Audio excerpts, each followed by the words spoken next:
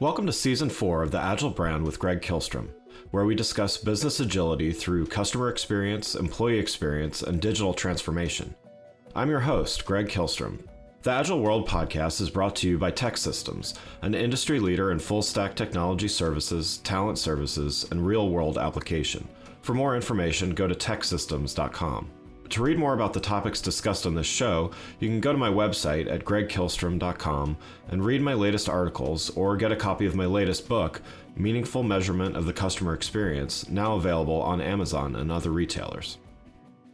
My name is Greg Kihlstrom, and I'm the host of the Agile Brand podcast. Today we're going to talk about iterating towards genius and how to take steps to determine what you can be truly great at doing. To help me discuss this topic, I'd like to welcome Mike Zeller, author of The Genius Within, Your Natural Pathway to Impact, Fulfillment, and Wealth, and recently named one of the top 8 most influential speakers to follow in 2022 by USA Today. Mike, welcome to the show. Greg, excited to be here. Thanks for having me on, my friend. Yeah, looking forward to talking with you. So why don't we start by giving a little background on yourself and what you're currently doing? Yeah, so I've started 16 different ventures in real estate, fashion, automotive, marketing, coaching, and many other arenas. And along the way, I started having entrepreneurs reach out to me, ask for wisdom, ask for 30 minutes of my time, ask for insights on how to navigate their challenges. And soon enough, I was actually coaching and mentoring guys running bigger businesses than I was, guys building $100 million plus businesses. And while I had, 55 employees at my peak in terms of my earlier stage ventures and was doing about 30 million in revenue, I was mentoring guys doing much bigger things than myself. And I started realizing I really, really love mentorship, and I love helping guide people making big decisions that could affect their whole company trajectory. But I also realized, hey, everyone's different. Everyone's got unique talents. Everyone's got a unique life experience. Everyone's got different types of key relationships and different values and passions. So I couldn't give a cookie cutter guidance or coaching for everyone. I had to give unique, custom tailored insight and help them also discover their own genius and their own pathway that would most likely lead to their highest level of success. So that's how I came about the Genius Within, and I've been fascinated with human potential for 22 years now. That's great. That's great. Well, yeah, let's dive in. And you alluded to some of it, but let's talk a little bit more about your experience that led to writing your book, The Genius Within. So over your career, you've had great success, but also inevitably hit some rough patches along the way, as we all do from time to time. Oh yeah. You outlined some of both, success as well as rough patches in the book. So what is it about the rough patches in particular that helped guide you and help you grow? Well, they often say your messes become your message, or your breakdowns become your breakthroughs. And we find, I find you learn more from your failures than your successes. And you look at other people like Sarah Blakely, her dad at dinner every day used to ask her one question. Do you know this story, by the way, Greg? No, I don't. Yeah. So every day, her dad would ask her and her brother one question. What did you fail at today? And if they didn't fail at anything, they had to go out and fail at something. They had to go try something. They had to go learn. They had to go grow, because failure sets you up for growth. And so early on, when I learned that in my early 20s, I read John Maxwell's book, Failing Forward. I was like, you know what? I got to have a little fun with failure and just not see it as failure, but see it as learning. And I just said, you know what? I'm just going to learn as much as I can in the next 10 years and double down. And I know some things are going to flop. We might flourish in some things, and other things are going to flop. So I had some flops and some things where the crap hit the fan, and just everything disintegrated. But I knew, you know what, I'm going to learn through this, and I'm going to come back, and I'm going to do what I did in 15 years. I'm going to do what I did in 15 years. I'm going to do it in 3. And that's kind of the path I've been on. And it's been a fun season, because my flop season was really 2018 and 2019. And now I'm on the upswing again, and it feels great. That's great. That's great. And I mean, I totally agree with that idea that you learn more from failures or less than successes than you do from. Sometimes you take for granted how success was achieved and stuff like that. In addition to some of the experiences that that you referred to, what motivated you to write the book in particular, and what are a few things you hope readers get from it?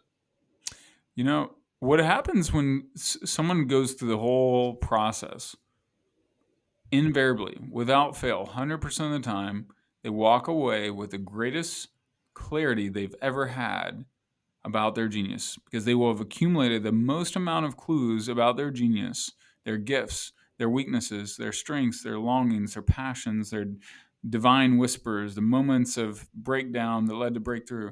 They'll have accumulated so many clues that the patterns start popping like popcorn. Like if we look at some of the greatest leadership books of our time, Jim Collins' Good to Great, or Built to Last, or How the Mighty Fall, what does Jim Collins do? What he does is he goes and gathers the data and he researches through the data and looks for the patterns to pop. So if you know what you're looking for and you start seeing patterns emerge, now you can make much smarter decisions. What does Jeff Bezos do every day? He has one goal. His one goal is to make two smart strategic decisions. I think he's a pretty good guy to follow. He's one of the Yeah. wealthiest men in the world. So I realized as I've been mentoring, 300 plus entrepreneurs and leaders and executives for the last 7 years, I was like, you know what? I got to package this up. I got to refine it. I got to make it even clearer and easier for people to understand how to find their genius because I'm obsessed with it. I think Socrates was obsessed with it. And he said, to know thyself is the beginning of all wisdom. I'm obsessed with knowing myself and helping others know themselves better so they make even smarter decisions in their personal life and in their business. Well, let's talk a little bit more about this concept of unlocking internal genius. You referred to that at the top of the show. So while everyone's potential or even definition of success might be different, what are some common ways of thinking about achieving success that can help people start unlocking their potential? Hmm. I think first you got to start looking at the moments. I have people do a life and death exercise, which is where you take down a simple sheet of paper or in your notebook and you say life at the top of one page. On the other page, you write death. And then you go back and look at all the things in your life that have brought you life, especially in the last week or last 30 days. And then look at all the things that brought you death. And then also notice what is missing, like in the life category. Like if hey, for example, playing basketball brings me life. I love just playing a good game of hoops or getting a massage, reading a book. If I haven't done those things in 6 months, then chances are I'm not that happy. Yeah, yeah. And then if my death list if my calendar is filled up with things that are in the death category, guess what? I'm probably going to be miserable. Like I was coaching one of my clients right now, one-on-one clients. He's CEO of a film production company, one of the most successful companies in his arena in the country. And when we started working together, guess what? He came in and he's like, Mike, I'm depressed. I'm battling depression. And this is a guy we met through church. He's normally a very inspired dude, very creative genius. And his company just had a record year the year before in the midst of a pandemic. I was like, all right, David, let's break this down. We did a life and death list. I took him through all 5 of the personality tests, and we realized his whole calendar was 70% of his calendar was filled with things that he was not good at, that were not fulfilling, that he was not inspired by. And of course, 2 weeks later, we had stripped 80% of those away. And guess what? He was re-inspired. He didn't even need his depression medicine anymore. He was feeling great, and he was inspired again. So anyway, that's what I've. If you get clarity on your life and death and your gifts, your talents, all those things, like the 4 main quadrants, your joy factor expands, your commitment, your resolve, your ability to step into your gifting all expand in a significant way.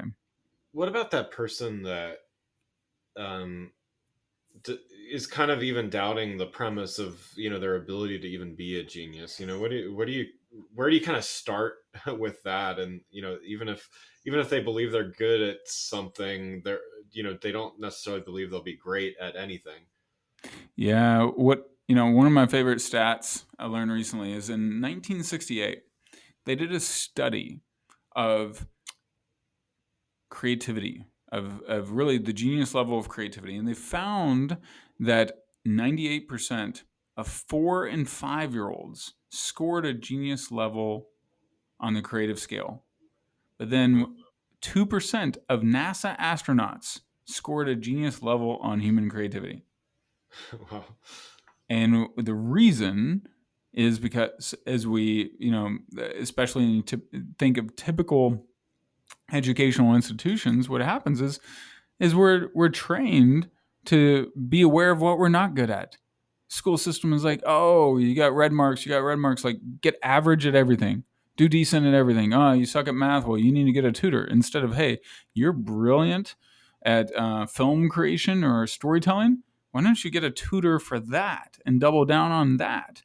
You look at peak performers in anything, you're like, man, what do they do? They don't try and get good at their weakest points. Usually, Right. they double down on what they're amazing at and manage their weaknesses. How do you coach someone to do that? I mean, the example of the guy that 80% of his calendar was doing things that he's not good at. I've been there myself. I've been put in roles where, I thought I would be good at it. I realized not only wasn't I not good at it, I didn't even want to be good at it, right? Because there's also a difference there of, like, sometimes there's a challenge. Like, for me, it was public speaking. I don't consider myself a great public speaker by any means, but it was something where I was terrible at it, but I wanted to be better, and I believed that I could be better at it. How do you know when it's something where you have the potential to be good um versus something else, I guess. Yeah, no, that's a great question. And public speaking, for example, so that is a really good one. I had a guy when I was 22 years old. He pulled me aside. He was a mentor for this campus organization I was a part of. He said, Mike, you have a real ability to connect with people, don't you? And he set me down one on one. He's like, and especially people in smaller groups, like to connect deeply. And I was like, I do. He's like, but you kind of struggle with connecting with people on a larger scale, like in a bigger event or talking to a bigger group. I'm like, yeah, I do. I get nervous and I get my tongue gets tied, all those things. And he's like, well, when you learn how to tap into the same skill set that enables you to connect more deeply with others and learn how to leverage that, because you're inherently not uh, incapable. You are fully capable of connecting with people in a larger group setting, which means you can speak and communicate, but you just haven't leveraged your raw talent in that way. And there's Yeah. oftentimes mental paradigm blocks. For example, I had a client, her name's Amanda. She was a big Instagram influencer and massive Instagram account. We had a 1 day strategy session together, and we start the session, and she was moving from a YouTube fitness influencer and Instagram to like a business mentor and coach, and she breaks down in tears 20 minutes into our session. I'm like, crap, like this. I got a crying girl on my hands, and she's like, young, 22, something like that, and got a big brand. And I was like, oh, what the heck am I going to do? Well, then I had her imagine what because she was like, Mike, I'm totally stuck on my message. I have no idea what to say anymore. I was like, all right. So she's in an unresourceful state, an unresourceful mental path. Her neurological pathway is not good at that point. Yeah. So I was like, all right, what could I do? What could I do? I went to my NLP background. I'm a master practitioner of NLP. And I said, you know what? I'm going to have her imagine someone that she knows her message, that loves her message, that speaks powerfully. And so I had her imagine. I asked her, hey, who do you admire? She said, Oprah Winfrey. I was like, beautiful. So then we got in a meditative state, and I subconsciously guided her into imagining what it would be like to be Oprah. How would Oprah walk? How would Oprah talk? How would Oprah show up on stage? What's it feel like to command a room with 20,000 people and deliver your message? At least the way she imagined it, right? And then what happened is now we had gotten her out of an unresourceful state. Then I had her go back and imagine being her in that resourceful state as Oprah. Like Yeah. and now in literally the next 30 days and the rest of the year, she was on fire. She Wow. got dramatically unstuck. So I would say you can communicate and connect with people, right? You do this podcast gig all week long, right? Right. Right. So there's no reason you can't connect on stage and can't Yeah. you just what happens when you get on stage? Do you get a little tongue tied or get a little nervous? I mean, especially at first, I did. I mean, I think I've gotten over that over the Yeah. years of doing it. But yeah, absolutely. I would, as much as I prepped, I got in a room in front of a couple hundred people, and I'd be like, I'd forget my notes, and I'd be looking at the slide deck instead of actually, to your point, trying to connect with people and actually make an impact. So yeah, Yeah. Yeah. Yeah, and I think it's just anchoring in and finding moments, like it's really creating mental anchors and then finding new neural pathways. Like one of the things I'm doing right now is I'm not as good of an entertainer. Like I need more edutainment in my social yeah, media accounts and all that, right? Because I'm smart, I know my stuff, whatever, but I got to be funny and all the other things. Well, yeah, yeah. who is phenomenal as an entertainer that I like and admire? Deion Sanders, prime time. Who else? Muhammad Ali. So now what am I doing? I'm studying, watching Muhammad Ali, watching like Jerry Seinfeld, watching some of these other people, and imagining myself talking and connecting and tapping into like that energy and borrowing. Even like Napoleon Hill had his like a board of advisors, virtual board of advisors that he wrote about in Think and Grow Rich. He would say, imagine Lincoln and Jesus and Moses and Rockefeller or whoever is at your board and they're advising you. So I'm in a way I'm doing that to help me tap into my next level. As far as to kind of bring in the agile component to this, I mean, would you agree that this process of growth is iterative? And how do you coach someone when maybe they have the perfectionist mindset and they just kind of want everything to be great all at once and kind of get discouraged? Like, how do you keep somebody motivated when iteration is really part of the process? I like the quote by Garrett White. It says, "At the beginning you will suck. Eventually you'll suck a little bit less, and eventually you'll suck a little bit less. Eventually you'll suck so little that you're actually good." Nice. So, and one of my other mantras is progress over perfection is my obsession. Yeah, nice. Yeah. So, anyway, I love to remind everybody to be obsessed with progress, not perfection. Well, one last question before we wrap up here. As a fellow author, I always like to just ask a little bit about the process of writing. In writing your book, The Genius Within, what did you learn throughout the writing process? Obviously, your goal was to write what you'd already learned, but what did you kind of learn through the writing process, and what might you do differently in writing a follow up book? Yeah, good question. I liked my process. I partly borrowed process elements of it from Michael Gelb. He's written 18 books. He's a friend of mine, and he always mind maps out his book first. So I always mind map out my books first. I've already actually ended up writing 3 books so far. I've got a few more in the works, but I've only released one. And then what I end up doing, mind mapping it, then talking it out, like voice recording it, then getting it transcribed with AI. And then soon enough, I've got 40, 50, 60 pages.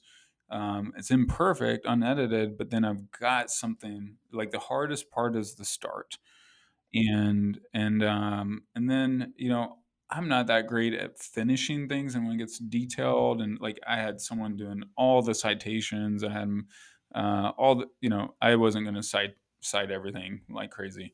And I work better with an assistant writer. Frankly, I can get the first concepts out, but then I'm brilliant at the first 80% in the high level conceptualized part, and then but at the last 20% are a real struggle for me. So I need someone helping me with that. Yeah, no, that's interesting. The I mean, I've heard of the mind mapping process, but um, doing the voice dictation, I haven't tried that one yet. I'm curious. I'm curious about that. I do a fair amount of typing throughout to get to a starting point, but that's interesting. Yeah, I'll have to try that out. Nice. Yeah, it's pretty powerful, man. It unlocks. Our minds do not think Roman numeral style straight down the page. We Yeah. think all over the place, and if you can learn how to tap into that, and tap into your creativity, and allows you to organize and move things around. So yeah, mind mapping is amazing. Nice, nice. Well, Mike, thanks so much for joining the show. For those listening, what's the best way for them to keep up with what you're doing? You can find me on mikezeller.com. You can grab a free copy of my book at geniuswithinbook.com, or all the social media sites. I'm at the Mike Zeller on every social media platform, from TikTok to LinkedIn to Instagram, Facebook, Twitter, YouTube, etc. And then also, I have a free 6-step guide that you can grab to finding your genius, and you just text the word genius, U, as in the letter U, to 474747. Genius U to 474747. Nice, nice. Well, again, I'd like to thank Mike Zeller, author of The Genius Within, Your Natural Pathway to Impact, Fulfillment, and Wealth, for joining the show. Thanks for listening to The Agile Brand with Greg Kihlstrom. Talk with you next week. Thanks again for listening to the Agile Brand with Greg Kihlstrom podcast, brought to you by Tech Systems. If you enjoyed the show, please take a minute to subscribe on your podcast channel of choice and leave us a rating so that others can find the show more easily. You can access more episodes of the show at www.theagilebrand.show. To get a copy of my latest book, Meaningful Measurement of the Customer Experience, visit my website at gregkihlstrom.com. Until next week, stay agile.